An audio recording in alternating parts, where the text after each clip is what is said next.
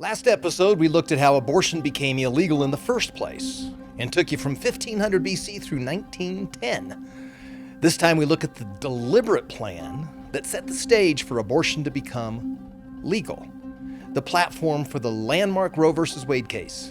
It's mostly due to this one guy, and that is next.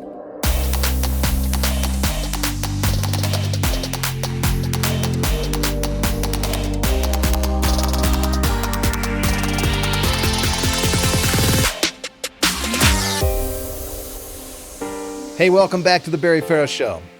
Before Roe v. Wade became the law of the land, abortion was illegal. Yet there was a deliberate plan to make it legal. It was unlikely to work, but the proponents of abortion threw a long bomb and they were successful. Last episode, we discussed the 5 camps of abortion belief. These 5 camps more or less describe everyone's belief around the issue of abortion.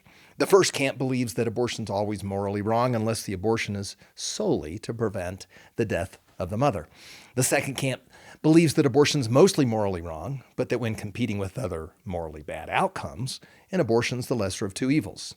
But like the first camp, this camp believes abortion is morally wrong as a means of birth control, family planning, sex selection, or convenience. The third camp believes that abortion's mostly morally okay, up to about the midpoint in the pregnancy. After that, it's maybe wrong. This camp believes abortion's acceptable after considering the mental and physical condition of the birth mother, her economic situation, potential disabilities, but most controversially of all, as a backup plan to failed contraception or birth control. The fourth camp does not believe that abortion on demand is morally wrong at all. To this camp of believers in abortion, abortion's not morally wrong until it's likely that the baby would survive outside of the womb naturally. And then the fifth camp believes that abortion's morally right under any circumstances. This camp believes abortion on demand is good. It solves problems like overpopulation. This camp includes all the way up to partial birth, and some in this camp believe abortion on demand is morally right even if immediately after the baby's already fully born. Now, with modern science, ultrasound technology, and super high definition video technology, many have moved from Camp 3 to Camp 2. The people in Camp 1 and 2 are generally unwavering. It's a belief. And the people in Camp 4 and 5, they've thought about it too, and they're usually unmovable. There are a few exceptions, but and we're actually going to mention one today. He actually changed from Camp 5 to Camp 2. He was the nation's leading abortionist at the time. But for the most part, people in Camp 1 and 2 and 4 and 5 are true believers. They're just on complete opposite sides of the spectrum. So let's pick up where we left off last episode. In England, Queen Victoria reigned from 1837 to 1901. This is known as the Victorian Age. Britain was the world's superpower. In fact, 1/4 of the world's population was under the rule of this 4-foot, 11-inch queen. The world experienced crazy amounts of change. It was the world's first industrial revolution. There was tremendous political reform and massive social change. Charles Dickens wrote A Christmas Carol and Oliver Twist, inspiring both generosity and compassion and a culture of Christian celebration. On the other side of the spectrum, Charles Darwin wrote Origin of the Species, challenging a need for a creator. Later, astrophysics proved scientifically that there is indeed a first cause, thus a beginning. It's about 14.6 billion years ago.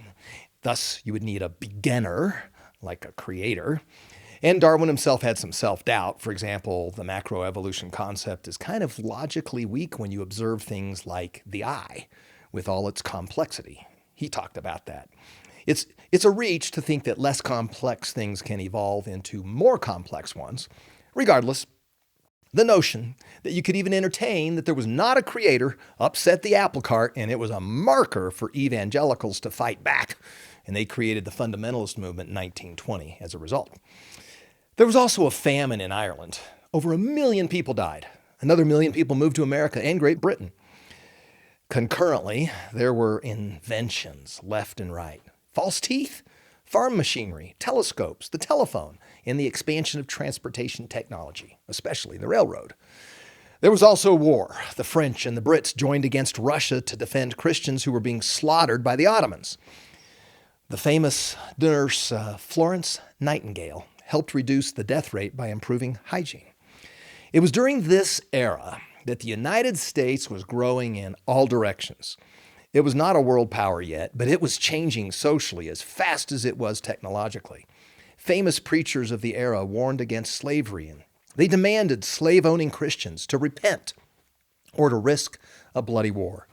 Some heeded the exhortation, but not near enough, and as predicted, there was a bloody civil war. The psyche of America was a bit complicated. Here, our system of government was that we, the people, agreed on what would be the law of the land, and we would effectively rule ourselves. On the one hand, a prominent American idea was to let people make their own decisions, especially on matters of morality. On the other hand, the Victorian Age ushered in a dogma against what was perceived to be evil. In many respects, dogma from the government on issues of morality really is a flawed idea. You can see this, for example, with the Prohibition movement. Many people believed you could be a moral person and still enjoy an adult beverage. You just can't legislate what most people do not think is immoral. But what about the moral issues of human rights? In this arena, where there should be mostly agreement, the government is supposed to step in and execute justice and protect the innocent. So the question on what the government should do about abortion would have to come down to some rendition of an answer to the question, when does life begin? The reality is that Protestants in the United States were not politically vocal about abortion in the 1800s, really hardly at all. They were very vocal about their opposition to slavery, but abortion was just not a hot-button issue for them, really through the middle of the 1800s. After all, people died young. Miscarriages were common. Everyone knew someone at a young age who had died. And you had this widespread belief in the concept of the quickening. This is when the mother is pregnant enough that everyone can notice it and mom can feel it. It's defined as between 14 and 26 weeks. If you hadn't felt the first kick from the girl or the boy in your tummy, there was no broadly understood credible science that proved that there was life there. The quickening concept made sense to most people. We had no ultrasound, but at the quickening you can see the belly in the mommy, and you can feel the baby moving around. You kind of know at that time that it's alive. So once the baby's alive, Protestants would certainly agree that you can't abort it. But up until that time, most did not give it that much thought and did not think pre-quickening that it was wrong to have an abortion. But the Catholics had really thought it through. And they laid out some logic and some biblical support. They were convinced that abortion was evil, and except for the life of the mother, they were convinced that they needed to implement an effective all-out campaign to make abortion illegal in the United States. And by 1910, they had been successful. That was the case. But a counterforce, a powerful counterforce, was developing. And his name was Larry Later. But you can't know Larry unless you know Margaret Sanger. She was born in 1879 in New York. She had 10 siblings. Her dad was an atheist and an activist. Margaret was a nurse. Her husband was an architect. They both became active socialists. In 1911, she wrote on sex education in the socialist magazine, The New York Call. Her style was direct and explicit, pretty much on the edge at that time. Margaret was deeply impacted from her nurse work, where she met women who had self-induced abortions. She threw herself into helping women with contraception. She personally opposed abortion. She thought the public health danger of abortion would just fade away if women were just allowed a way to prevent unwanted pregnancy through birth control up front. But birth control was largely illegal, and the government censored information on contraceptives. So she launched a campaign to fix that.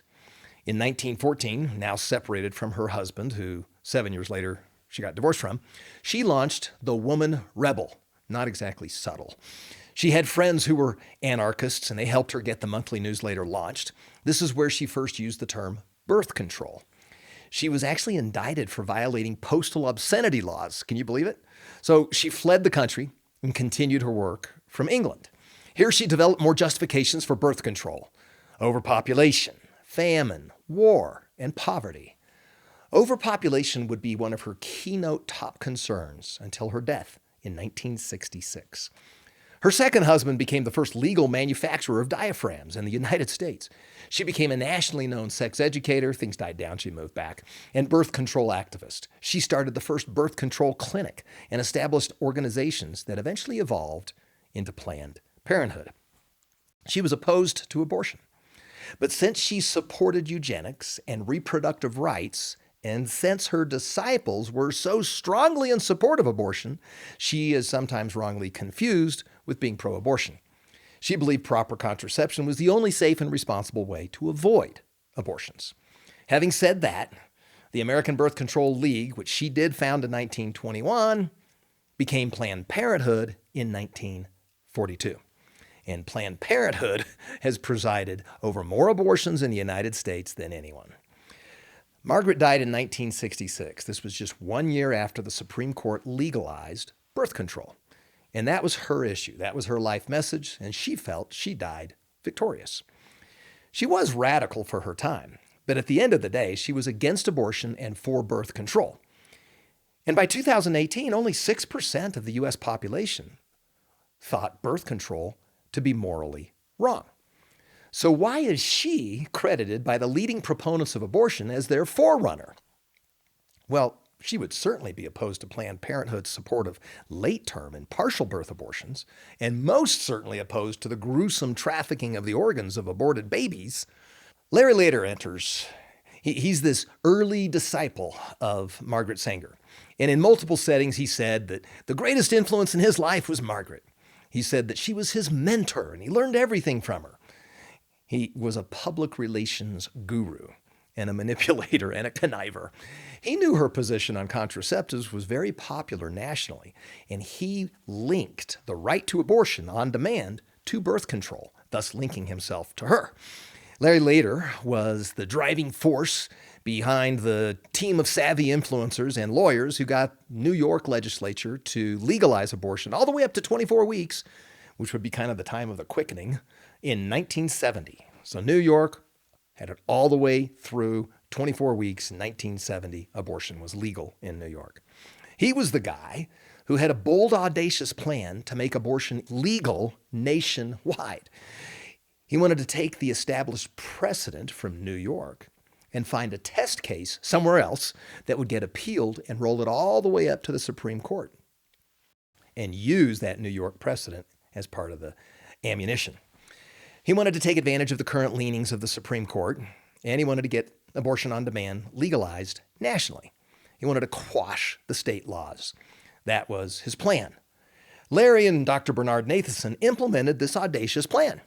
Larry was a prolific author. He lived from 1919 to 2006, and he's considered by most people to be the modern father of the abortion movement. Dr. Bernard Nathanson was a friend of his and a medical doctor and a very strong abortion advocate before he changed his mind. He had presided over about 60,000 abortions. And at the time, he made about $20 million from that practice. And this was the late 60s and early 70s. So cumulative inflation since 1970 is 650%. So that would have amounted to $130 million today.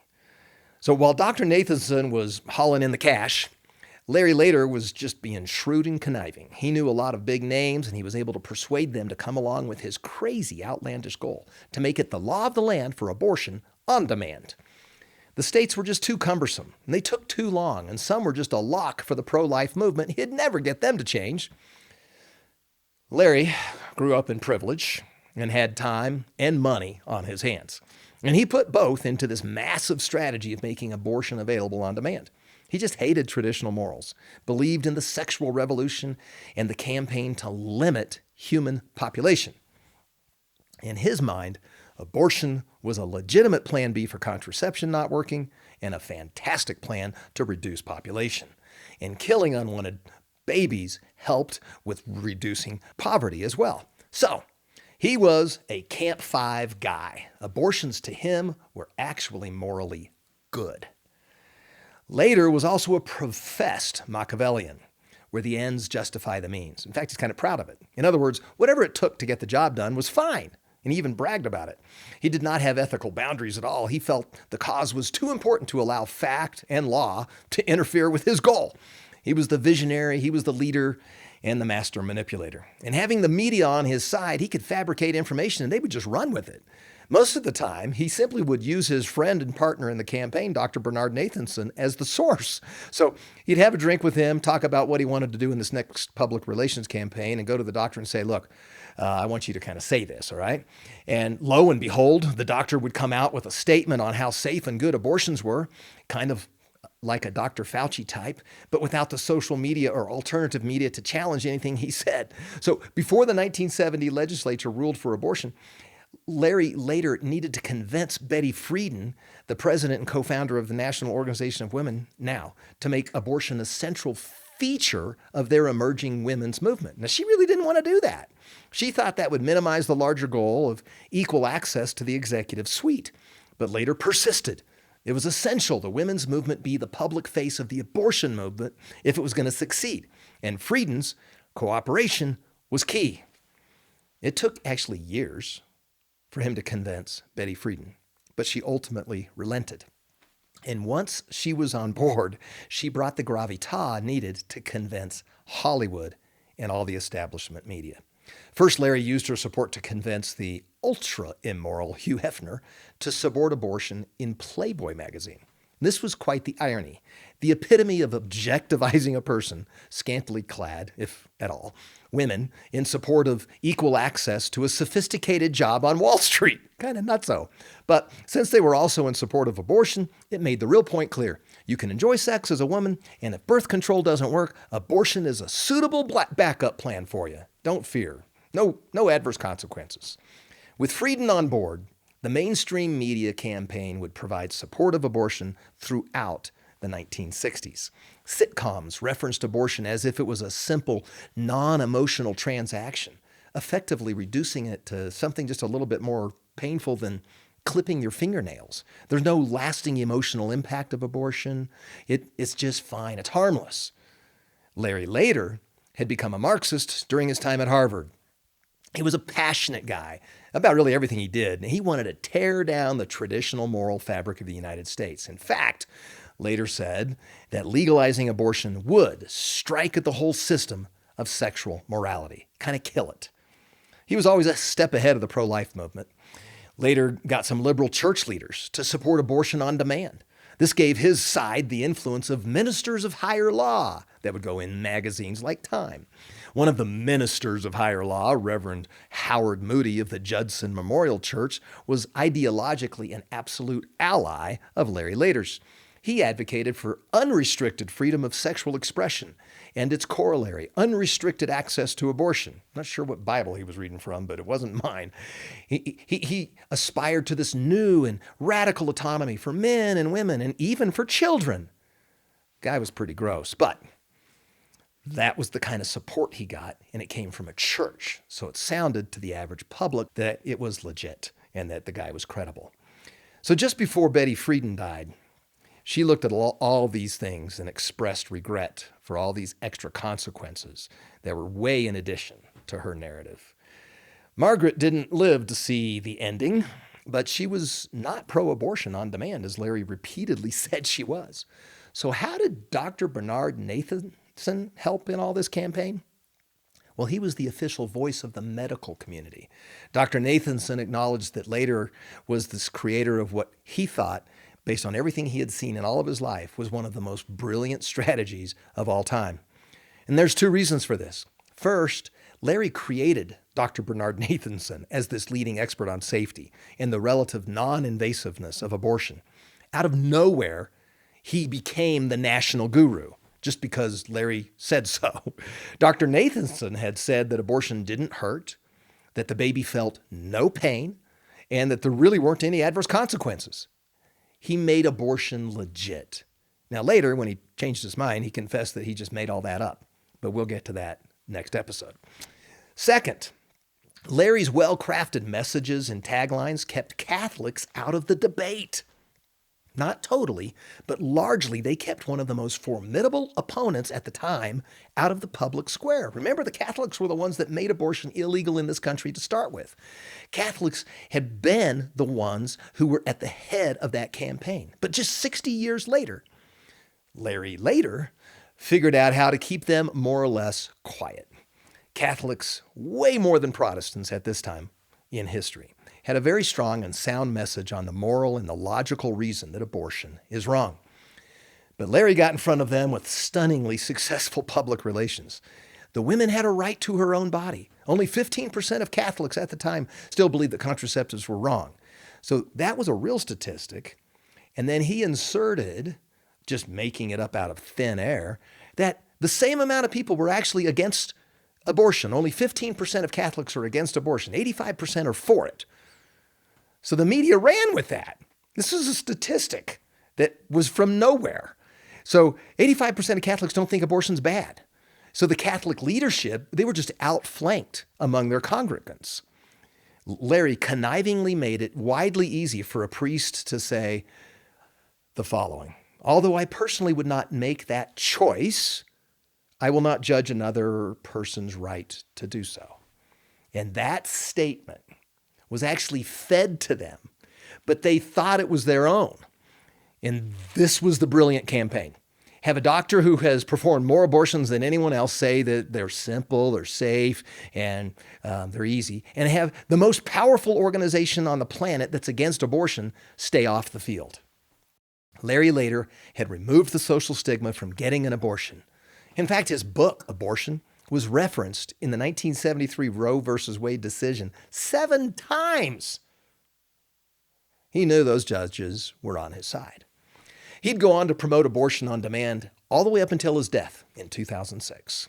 Now, his buddy and associate Dr. Bernard Nathanson co-founded the National Association for the Repeal of Abortion Laws, but the doctor made his money as the director of New York's Center for Reproductive Health and Sexual Health, and at the time it was the largest abortion clinic in the world. In 1970 to 1973, he was proud of his role in conducting tens of thousands of abortions.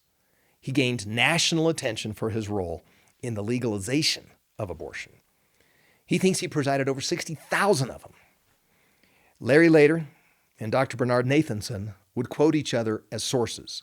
They worked with the media directly, and they had an enormous impact on setting the stage for Roe versus Wade. Larry died wanting more abortions. Dr. Nathanson died in 2011 regretting that there was ever one abortion. So the time frame of 1910 through 1970 sets the stage for Roe versus Wade to have this outcome that the proponents wanted. Next time, we're going to look at the drama of the actual 1972 and 1973 timeframe where there's a leak. There's actually 2 leaks that impacted Roe versus Wade. We're going to talk about how Norma, the real Jane Roe, became a pro-life advocate. And we're going to discuss Dr. Bernard Nathanson's conversion, his about-face, and his quest to undo all the harm that he unleashed. Until then, to your freedom. Hi, I'm David Farah. Thank you for listening to my dad's podcast, The Barry Farah Show, Culture Shift. Click subscribe now to be sure you don't miss an episode. Share this podcast with your friends on social media and give The Barry Farah Show your 5-star rating. See you next time.